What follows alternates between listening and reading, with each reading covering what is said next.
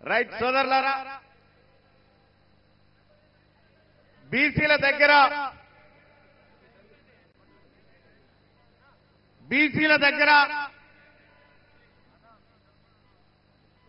ఆగండి, మా వాళ్ళు ఏం ఇబ్బంది పెట్టరు మిమ్మల్ని. కొద్దిగా పక్కకుండా కొద్దిగా వినోద్. Right right. వాళ్ళ బీసీల దగ్గర ఇక్కడ ఉన్నటువంటి మిత్రులారా, ఏ బాబు కొద్దిగా కూర్చోవచ్చు కదా, వెనకాల కూర్చోవచ్చు కదా, ఒక్కసారి కూర్చోండి. బీసీలల్లా లీడర్ లేడున్నారా అంటే ఇక చూడరాదు. ఎంతమంది లీడర్లు ఒకసారి చేయలేవడరు, మీదోళ్ళు వెళ్ళేవాడరు. ఇంతమంది లీడర్లు ఇలా బీసీలోళ్ళు ఉంటే బీసీలల్లో ఎవడున్నాడా అని అంటాడు ఒక ఆయన. ఇక మా సుందర్రాజన్న చెప్తా, సుందర్రాజన్న గురించి. అన్న కూర్చో. సోదరులారా, నెలకు 5,000 ఖర్చు పెట్టుకునే శక్తి మీరు ఉన్నదా? నెలకు 5,000 ఎవరెవరు ఖర్చు పెడతారో చేయలేవటారు అన్న. మినిమం నెలకు 5,000. నెలకు 5,000 ఇవాళ రాష్ట్ర ప్రభుత్వం చెప్పిన లెక్క ప్రకారం తెలంగాణ రాష్ట్రంలో బీసీలం ఎంతమంది ఉన్నాం? 2 కోట్ల మంది ఉన్నాం. తెలంగాణ రాష్ట్రంలో బీసీలం 2 కోట్ల మంది ఉన్నాం. నెలకు 5,000 ఖర్చు పెట్టేటువంటి సామర్థ్యం ఉన్నటువంటి ప్రజలము మనము. అంటే నెలకు 10,000 కోట్ల రూపాయలు ఈ బీసీలు ఖర్చు పెట్టగలిగినటువంటి శక్తి ఉన్నటువంటి వాళ్ళు. అంటే ఏడాదికి 1,20,000 కోట్ల రూపాయలు రాష్ట్ర ఎకానమీకి జమ చేస్తుంది. ఎవరు జమ చేస్తున్నారు? ఏడాదికి 1,20,000 కోట్ల రూపాయల సంపదను ఖజానాలో జమ చేస్తున్నటువంటి మోతెబర్లు దమ్మున్న బిడ్డలు బీసీలా కాదా? మరి మేము జమ చేస్తుంటే మీరా కుప్ప మీద కూర్చొని రేషన్ కార్డు ఇస్తాం, కూల్యాలు పని చేపిస్తాం. మనం కదా ఓనర్లం. మనం ఓనర్లమై ఉంటే వాళ్ళు మనం కట్టినటువంటి పన్నుల సంపద మీద కూర్చొని కాంట్రాక్టులు చేసుకుంటా వాళ్ళ ఖజానాలు నింపుకుంటా ఉన్నారు.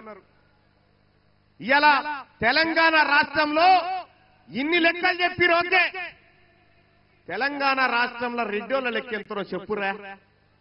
రెడ్లు ఎంతమంది ఊరో చెప్పిరు, లెక్కలైతే వచ్చినాయి కదా. ఇలా వెలమోల సంఖ్య ఎంతో చెప్పురు. మీకు దమ్ముంటే ఈ 2 పేపర్లలో హెడ్లైన్ రాయించి మీరు తిరుగురు చూద్దాం. ఇవి చెప్పరు. ఓసీలట 20% ఉన్నారని రాసుకుంటా ఉన్నారు పాపం. ఇలా లెక్క తెలంగాణ రాష్ట్రంలో ఉన్న వెలుమోలు ఎంతమంది అంటే గట్టిగా 1,00,000 లేరు. ఇలా బీసీల మీటింగ్ కోసం వరంగల్ రోడ్డు మీదకి ఎక్కిన 1,00,000 మంది అంతమంది కూడా లేరు. మొత్తం ఎవరు? వెలమల జనాభా. వాళ్ళు 13 మంది ఎమ్మెల్యేలా. ఇవాళ మా సుందర్ రాజన్న చెప్తా ఉన్నాడు 14 లక్షల మంది. వాళ్ళు ఓటర్లు కాదు, మొత్తం జనాభానే గంత. ఓటర్లు ఇంకా తక్కువ ఉన్నారు. పిడికేడు మంది లేరు.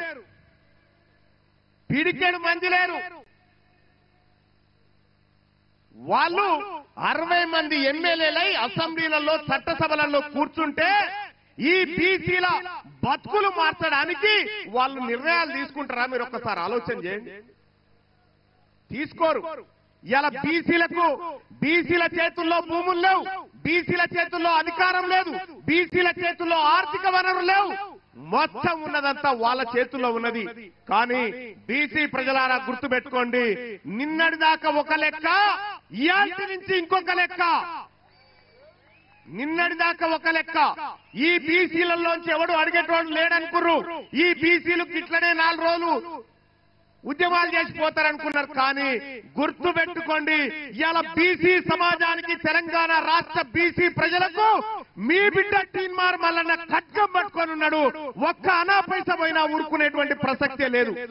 చూడలే, మొన్న చట్టసభలో చూడలే, నేను అధికార పార్టీలో ఉండి కూడా మొన్న ఇప్పుడే చెప్పిన 1,20,000 కోట్ల రూపాయలు మనం జమ చేస్తున్నామని.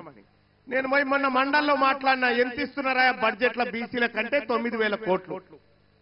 1,20,000 కోట్లు తీసుకొని 9,000 కోట్ల రూపాయలు మనకిస్తారట. అంటే ఎవరి సొమ్ముతో ఎవడు బతుకున్నానా?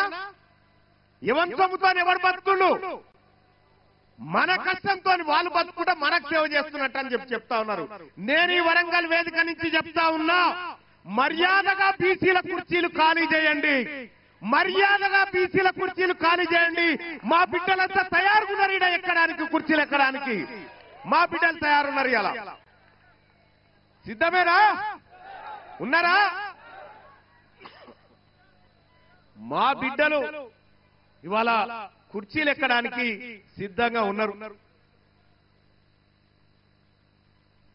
ఒక ఆయన పొద్దుగాల లైవ్ నడుస్తా ఉంటే ఒక ఆయన కామెంట్ పెట్టి నడుస్తున్నా.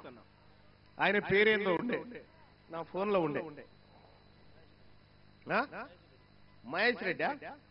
మహేశ్వర్ రెడ్డి అని ఒక ఆయన కామెంట్ పెట్టింది. ఏంటంటే బీసీలంతా మా ఉత్స తాగాలరా అని పెట్టిండ.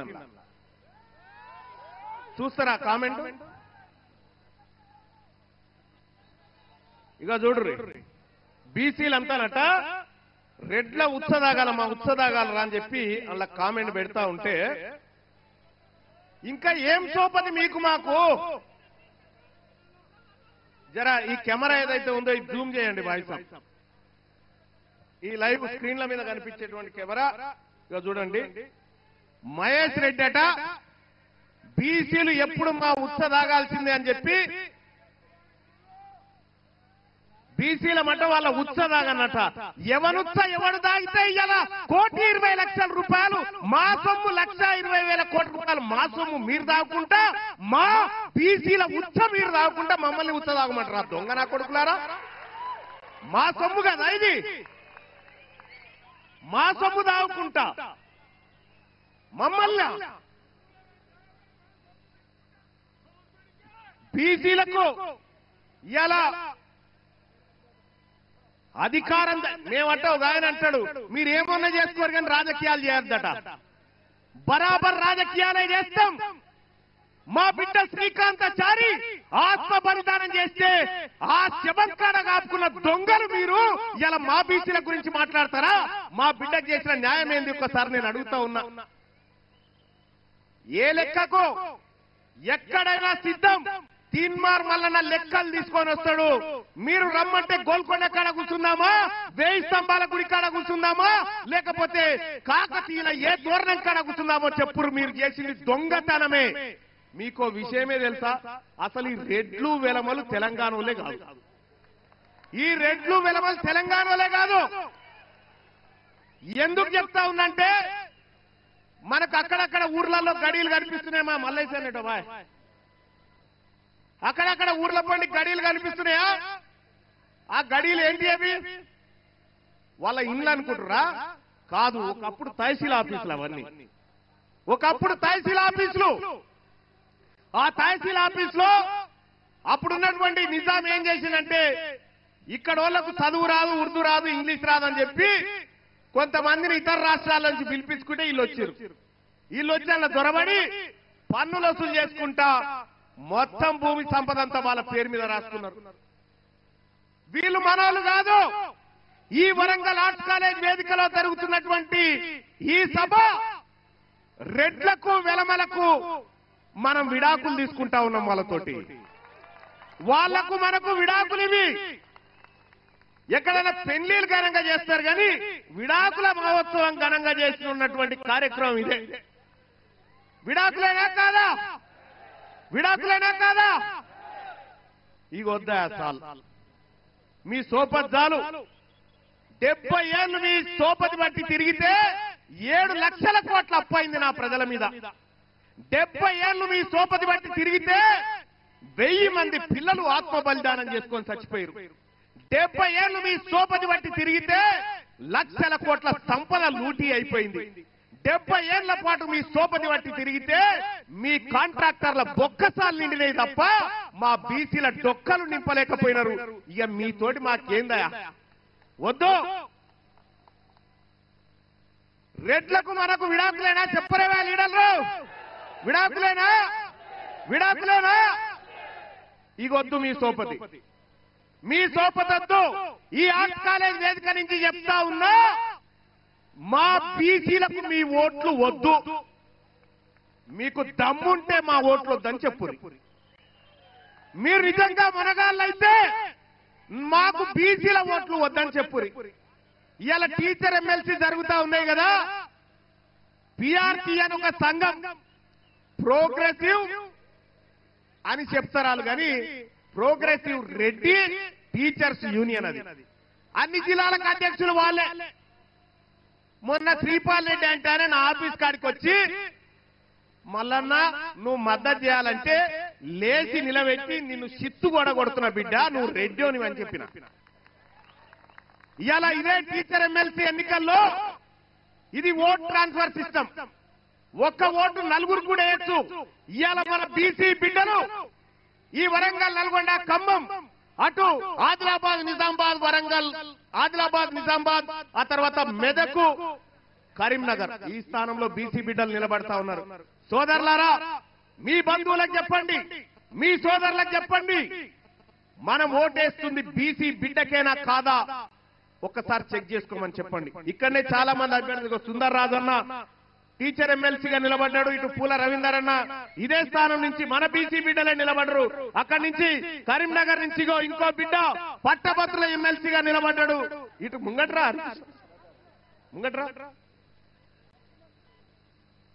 ఇంకెవరున్నారు బీసీ బిడ్డలు నిలబడరు, ఇట్లా నిలబడరు, ఇట్లా వరుస నిలబడరు. వీళ్ళే బీసీ బిడ్డలు, వీళ్ళు బీసీ బిడ్డలు. మన బీసీల ఓట్లు మనకే పడాలి. తల్లి పాలు దాచిన బీసీ బిడ్డ ఎవడైనా సరే పరదసాటు పోయినాక నీ వాడికే ఓటేయాలి. ఇది ఈ సభ చెప్తున్నటువంటి మాట. మరి ఇద్దరిద్దరు నిలబడితే ఎట్లా మల్లన్న అంటే, మీకో విషయం చెప్తా ఉన్న సోదరులారా, పూల రవీందర్ గారికి ఫస్ట్ ప్రియారిటీ ఉంటే వీళ్ళ మనసులంతా సెకండ్ ప్రియారిటీ ఇక్కడ వేయాలి, ఇక్కడ ఫస్ట్ ఉంటే సెకండ్ ప్రియారిటీ ఇక్కడ వేయాలి. మన ఓట్లు మనమే పంచుకోవాలి తప్ప పొరపాటున కూడా ఒక ఓటు అక్కడ పోవద్దని చెప్పి తెలియజేస్తా ఉన్న సోదరులారా. మీరు కూర్చోండి పెద్దలారా, మీరు కూర్చోండి. ఇంకంతే కాదు, అయిపోలే. ఇక మొత్తం ఈ టీచర్ ఎమ్మెల్సీ ఎన్నికలల్లా ఎన్ని ఉన్నాయి సుందరన్న ఓట్లు? వాళ్ళే 2027 ఓట్లేమో రెడ్డోలే, 20,000 ఓట్లేమో బీసీలే. నేను గెలుస్తా అని చెప్పి శ్రీపాల్ రెడ్డి తిరుగుతా ఉన్నాడు. ఇంకొక సంఘం నుంచి నర్సిరెడ్డి అట, ఇంకో సంఘం నుంచి హర్షవర్ధన్ రెడ్డి అట, ఇంకెవరు ఆయన, ఇంకో సంఘం నుంచి సర్వోత్తం రెడ్డి అట. తెలివి కల్లోళ్ళంతా వాళ్ళ ఇళ్లే పుట్టినట్టుగా, మొత్తం వాళ్ళు ఏదో చేస్తున్నట్టుగా. ఆల్ ఫోర్స్ నరేందర్ రెడ్డి అక్కడి నుంచి చేస్తుండట. ఈ ఒకటే భయ, మనకు వీళ్ళు బీఫామ్లు ఇయ్యనప్పుడు బీఫాములకు బీసీలకు మధ్య జరుగుతున్న యుద్ధం ఇది. ఇది బీసీలకు బీఫాములకు మధ్య జరుగుతున్న యుద్ధం. బీఫాములు గెలవాలన్నా బీసీలు గెలవాలన్నా బీసీలు నిర్ణయం తీసుకోవాల్సినటువంటి సమయం వచ్చింది సోదరులారా. బీసీలు గెలవాలి కదా.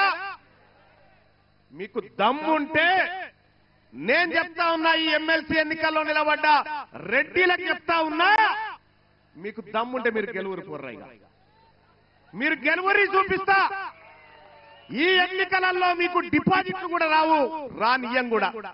ఇక వాళ్ళు చూడరికి కాకతీయ యూనివర్సిటీలో చూడరి, కాకతీయ యూనివర్సిటీలో ఎన్నడూ లేంది వీసీ ఓసీ అయినుండు ఆయన రెడ్డి పాలన నడిపిస్తేందుకు యూనివర్సిటీ చరిత్రలో లేని ఇంకొక రెడ్డిని ఏం చేసిండు, ఏకంగా ఓఎస్డీ అని కొత్త పోస్టు నియమించుడు. ఓఎస్డీ అని ఎక్కడి మీరు, ఎక్కడి కథ, ఏ ఊరు మీది, ఏ ఊరికెళ్ళి వచ్చారు? తెలంగాణ రాష్ట్రాన్ని మీ తాత జాగిరి అనుకుంటారు. కాదరా బాబు, మేము కౌలుకిచ్చినాం, మీకు మేము కౌలుకిచ్చినాం, మేము ఓనర్లం కౌలుకిస్తే మీరు పంట దొంగతనం చేసుకుంటా, మీరు పొలాలు దొంగతనం చేసుకుంటున్నారు. ఇక ఓరి బిడ్డ, మీ కౌలు పని అయిపోయింది, మీ కౌలు కాలం అయిపోయింది. ఒరిజినల్ కాలం, బీసీల కాలం రేపు రాబోతా ఉంది తెలంగాణ రాష్ట్రంలో. 2028 నాకైతే ఏం డౌట్ లేదు, అయిపోయింది. వాళ్ళే డిసైడ్ అయిపోయారు. ఇక ఇచ్చేయవలసిందేనా తప్పదా? బీసీలంతా మేలుకున్నారు తెలంగాణ రాష్ట్రంలో, ఇక తప్పదనేటువంటి పరిస్థితి క్రియేట్ అయిపోయింది. సోదరులారా, మీ ఊర్లో పోంటి మన బీసీల ఓట్లు లేకపోతే వాళ్ళొక్క వార్డు మెంబర్ అన్న గెలవగలుగుతారా? పోని వార్డు మెంబర్ అన్న గెలవలేరు. 2028లో ఈ తెలుగు గడ్డ మీద మొట్టమొదటి బీసీ ముఖ్యమంత్రి కాబోతా ఉండు ఈ తెలంగాణ రాష్ట్రానికి. ఇది రాసి పెట్టుకోండి, ఇది జరిగి తీరుతుందని చెప్పి తెలియజేస్తా ఉన్నా సోదరులారా. తెలంగాణ రాష్ట్రానికి చివరి ఓసీ ముఖ్యమంత్రి రేవంత్ రెడ్డి గారే. ఆ తర్వాత ఇంకెవరు కారు. కౌలు కాలం అయిపోయింది కాబట్టి కారని చెప్పి తెలియజేస్తా ఉన్నా సోదరులారా. విషయానికి నేను ఇలా చాలా ఇప్పుడు మా నర్సన్న చేతిలో పెట్టి ఇన్ని మాట్లాడాలని తెచ్చుకున్నా. నేను ఇన్ని లెక్కలు తెచ్చిన, కానీ నా టైం అంతా వీళ్ళే తీసుకున్నారు. నా సోదరులే కదా టైం తీసుకుంది, నాకే ఇబ్బంది లేదు. ఇంకా ఎంత టైం అయినా నా వాళ్ళ కోసం కేటాయించాల్సిందే, చేయాల్సిందే సోదరులారా. ఇక అంతేకాదు, ఈ కార్యక్రమాన్ని విజయవంతం చేయడం కోసం సైకిల్ యాత్ర బత్తుల సిద్ధేశ్వర్ ఎటువంటి ఉండా? బత్తుల సిద్ధేశ్వర్ టీం వాళ్ళు సైకిల్ యాత్ర చేసిరు. చాలా మంది సోదరులు ఈ కార్యక్రమం కోసం కృషి చేసిరు, పట్టుదలగా ముందుకు పోయిరు. ఈ వేదిక నుంచి చెప్తా ఉన్నా, వాళ్ళందరి ఆశయంగా చెప్తా ఉన్నా, తెలంగాణ రాష్ట్రంలో ఈడబ్ల్యూఎస్ ని రద్దు చేస్తావా? ఈ ప్రభుత్వాన్ని రద్దు చేసేటువంటి నిర్ణయం బీసీలను తీసుకోమంటారా? మీరు తెలియజేస్తా ఉన్నా. ఈడబ్ల్యూఎస్ ను రద్దు చేయాలా వద్దా?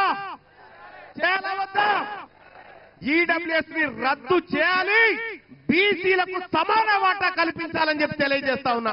అమ్మా, ఇలా బీసీలం ఎంతమంది ఇవాళ లెక్క చెప్పారు? 56-57% ఉన్నారా మీరు బీసీలు అని చెప్పి ప్రభుత్వం లెక్క చెప్పింది. సరే, 56-57% ఉన్నోనికి ఓ 42% రిజర్వేషన్ ఇస్తే తప్పేం కాదు. కానీ 7% లేని వీళ్ళు 10% ఈడబ్ల్యూఎస్ రిజర్వేషన్ ఎత్తుకపోయి దొంగతనంగా పేదవాళ్ళ ఉద్యోగాలు కొట్టుకపోతా ఉంటే చూడ్రి. ఎక్కడెక్కడ ఎవరెవరికి ఉద్యోగాలు వచ్చినాయో, మన ముదిరాజు బిడ్డకు ఉద్యోగం రాలే, మంచి ర్యాంక్ వచ్చినా కానీ రెడ్డోళ్ళ పిల్లగానికి వచ్చినాయి. ఒక్కసారి ఇక చూడండి సోదరులారా, ఈ తెలంగాణ రాష్ట్రంలో ఎంత దోపిడీ జరిగిందో మీరు ఒక్కసారి ఆలోచన చేసి చూస్తే, ఉద్యోగాల విషయంలో అదే దోపిడీ, రాజకీయంలో అదే దోపిడీ. వెనకాల ఇక మన ముస్లిం సోదరులకు కూడా నేను చెప్తా ఉన్నా, ముస్లిం సోదరులారా,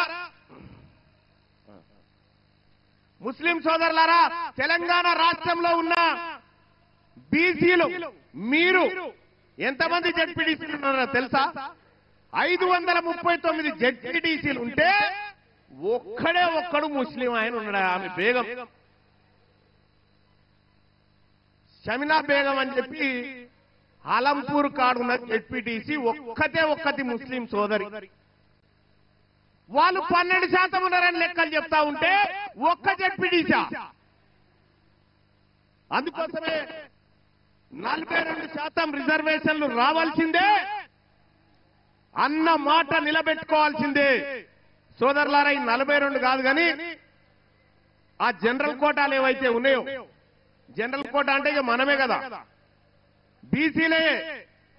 అన్రిజర్వ్డ్ ప్లేసెస్ అన్ని బీసీలే. అన్ని చోట్ల బీసీలు ఎన్నికల్లో నిలబడి తమ సత్తా దాటాలని చెప్పి తెలియజేస్తా ఉన్నా. అలాగే ఇక మనది ఏ రంగంలో లేదు. సినిమా హీరోలు కూడా మనోళ్ళు ఏం లేరు, సినిమా హీరోలు ఏం లేరు. మొన్న క్యూ న్యూస్ లో వేస్తా ఉన్నా, ఎవరెవరు ఏం చేస్తా ఉన్నారని వేస్తా ఉన్నా. ఇక వాళ్ళు ఒక ఆయన అంటాడు, ఏమని మాకు తప్ప రిజర్వేషన్ ఉంటే తప్ప అంటుండ ఆయన.